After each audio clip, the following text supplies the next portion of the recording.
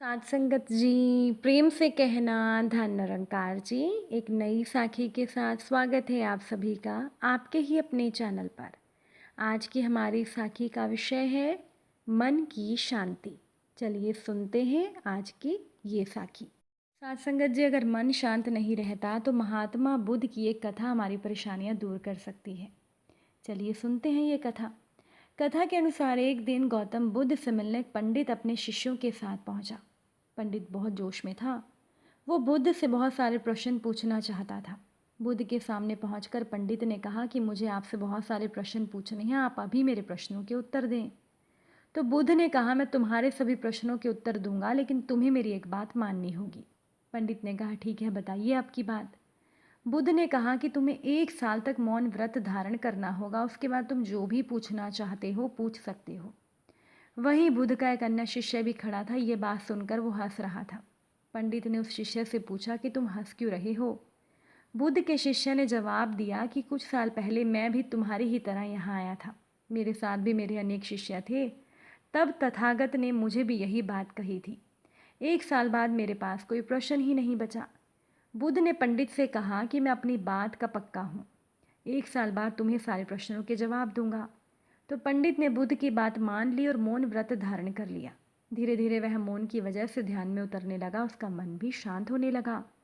उसके सभी प्रश्न खत्म होने लगे। 1 साल बीत गया। तब बुद्ध ने उसको कहा कि अब तुम अपने प्रश्न मुझसे पूछ सकते हो।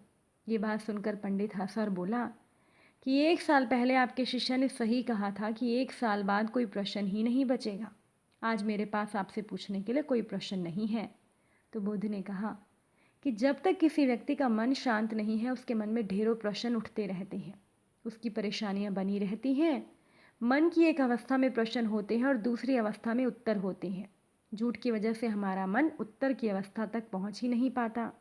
मौन की वजह से हमारा मन दूसरी अवस्था में पहुंच जाता है, जहां हमारे पास उत्तर ही उत्तर होते हैं। इसीलिए मन की शांति बहुत ज़रूरी है। साथ संगत जी, एक राजा था जिसे कि पेंटिंग्स से, चित्रकारी से बहुत प्यार था। तो एक बार राजा ने घोषणा की कि जो कोई भी उसे एक ऐसी पेंटिंग बना कर देगा जो शांति को दर्शाती हो, तो वो उस पेंटिंग बनाने वाले को मुंह मांगा इनाम देगा।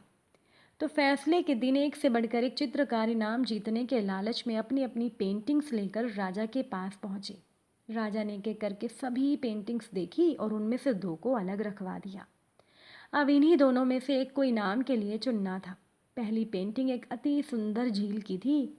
उस झील का पानी इतना साफ था कि उसके अंदर की सतह तक नजर आ रही थी और उसके आसपास मौजूद हिमखंडों की छवि उस पर ऐसे उभर रही थी मानो कोई दर्पण रखा हो। ऊपर की ओर नीला आसमान था जिसमें रुई के गोलों के समान सफ़ेद बादल तैर रहे थे। जो कोई भी इस पेंटिंग को देखता उसको यही लगता कि शांति को दर्शाने के लिए इससे अच्छी पेंटिंग और हो ही नहीं सकती। दूसरी पेंटिंग में भी पहाड़ थे, पर वो बिल्कुल रूखे बेजान वीरान थे और इन पहाड़ों के ऊपर घने बरजते बादल थे जिनमें से बिजलियां चमक रही थी। घनघोर वर्षा होने से नदी उफान पर थी। तेज हवाओं से पेड़ हिल रहे थे और पहाड़ी के एक ओर स्थित झरने ने रौद्र रूप धारण कर रखा था। जो कोई भी इस पेंटिंग को देखता वो यही सोचता कि भला इस पेंटिंग का शांति से क्या लेना देना, इसमें तो बस अशांति ही अशांति है। सभी आश्वस्त थे कि पहली पेंटिंग बनाने वाले चित्रकार को ही इनाम मिलेगा। तभी राजा अपने सिंहासन से उठा। राजा ने ऐलान किया कि दूसरी पेंटिंग बनाने वाले चित्रकार को कि वो विजेता है, वो मुंह मांगा इनाम मांगे। हर कोई हैरानी में था। पहले चित्रकार से रहा नहीं गया। वो बोला, महाराज, उस पेंटिंग में ऐसा क्या है जो आपने इसे इनाम देने का फैसला किया, जबकि हर कोई तो यही कह रहा है कि मेरे वाली पेंटिंग ही शांति को दर्शाने के लिए सर्वश्रेष्ठ है। तो राजा ने पहले चित्रकार को अपने साथ चलने को कहा। दूसरी पेंटिंग के समक्ष पहुंचकर राजा ने कहा, झरने के बाईं ओर हवा से एक तरफ झुके इस वृक्ष को देखो। देखो इसकी डाली पर बने इस घोंसले को। देखो कैसे एक चिड़िया इतनी कोमलता से, इतने शांत भाव से, प्रेम से पूर्ण होकर अपने बच्चों को भोजन करा रही है। फिर राजा ने वहाँ मौजूद लोगों को समझाया कि शांत होने का मतलब ये नहीं कि आप ऐसी स्थिति में हो जहाँ कोई शोर ना हो, कोई समस्या ना हो, जहाँ कड़ी मेहनत ना हो, जहाँ आपकी परीक्षा ना हो। शांत होने का सही मतलब वही है कि आप हर तरह की अव्यवस्था, अशांति, अराजकता के बीच हो, फिर भी आप शांत रहें। अपने काम पर केंद्रित रहें, अपने लक्ष्य की ओर अग्रसर रहें।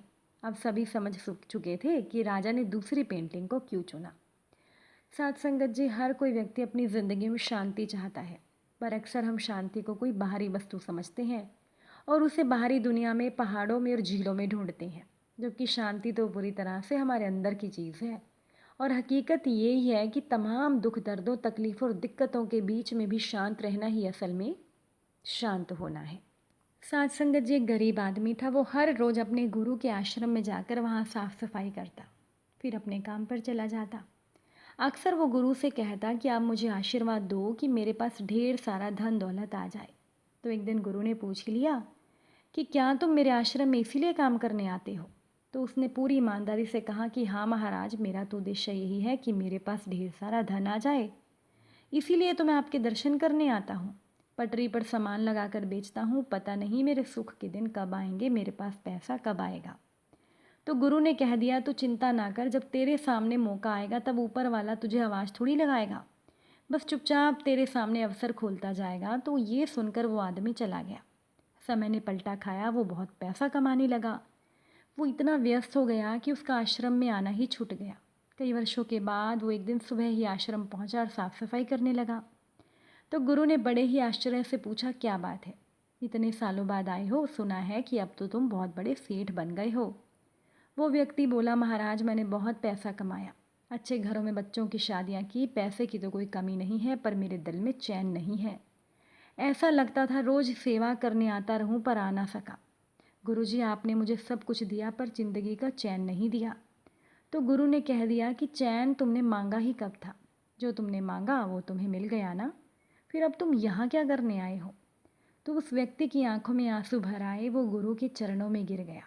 कहने लगा, महाराज अब मैं कुछ मांगने के लिए सेवा नहीं करूँगा, बस मेरे मन को शांति मिल जाए। गुरु ने कहा, पहले तय कर लो कि अब कुछ मांगने के लिए आश्रम की सेवा नहीं करोगे, बस मन की शांति के लिए ही आओगे। गुरु ने समझाया कि चाहे मांगने से कुछ भी मिल जाए, पर दिल का चैन, मन की शांति कभी नहीं मिलती, इसीलिए सेवा के बदले कुछ मांगना नहीं है। वो व्यक्ति बड़ा ही उदास होकर अपने गुरु को देखता रहा और बोला, महाराज मुझे कुछ नहीं चाहिए, आप बस मुझे सेवा करने दें। सच में मन की शांति सबसे अनमोल है। साथ संगत जी, अगर आज की ये साखी आप सभी को अच्छी लगे तो वीडियो को लाइक शेयर ज़रूर कीजिएगा। आप सभी से फिर मुलाकात होगी नई साखी और नए विचारों के साथ। तब तक के लिए खुश रहिए, सेवा सिमरन सत्संग ज़रूर कीजिए, सतगुरु माता जी के चरणों से जुड़े रहिए। बड़े प्रेम से बोलिए, धन निरंकार जी।